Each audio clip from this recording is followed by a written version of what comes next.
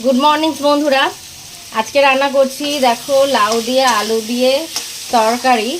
তো এটার মধ্যে দিয়েছি একটু জিরে ফোড়নে দিয়ে দিয়েছি, তারপরে লাউতে এমনি জল বেরোয়, আর দিয়েছি একটু টমেটো পিউরি আর একটু আদা বাটা দিয়ে দিয়েছি।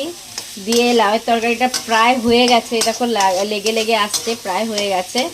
আর এদিকে করছি হচ্ছে ঢেঁড়স আলু ভাজা সর্ষে দিয়ে, আর এদিকে করব ঝিঙে আলু পোস্ত।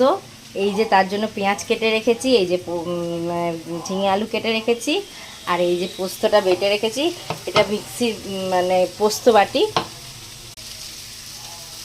তারপর তোমাদের কেমন লাগছে অবশ্যই জানাবে। তোমরা সবাই কেমন আছো, কি করছো? আজকে সকালবেলা উঠে আমি যথারীতি রান্না করছি, তো অবশ্যই তোমার সাথে রেসিপিগুলো শেয়ার করছি।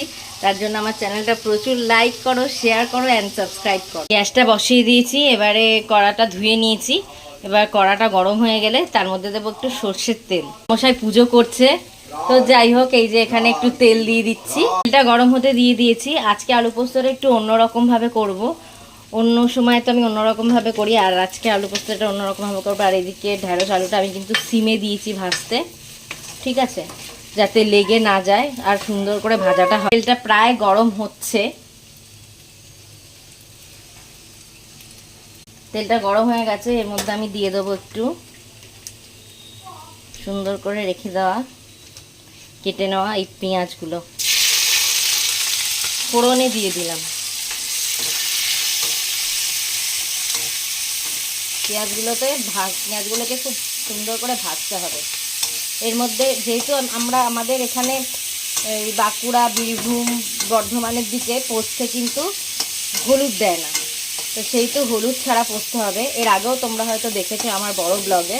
নুন দিয়ে দিচ্ছি, পরিমাণ মতো নুনটা দিতে হবে।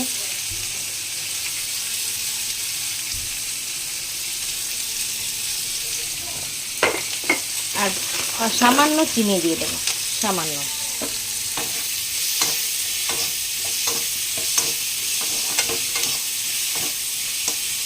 এটা ভেজে নিচ্ছি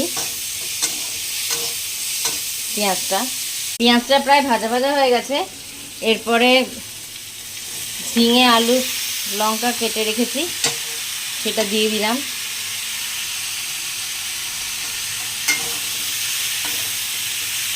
দিয়ে পেঁয়াজটার সাথে মিশিয়ে দিলাম।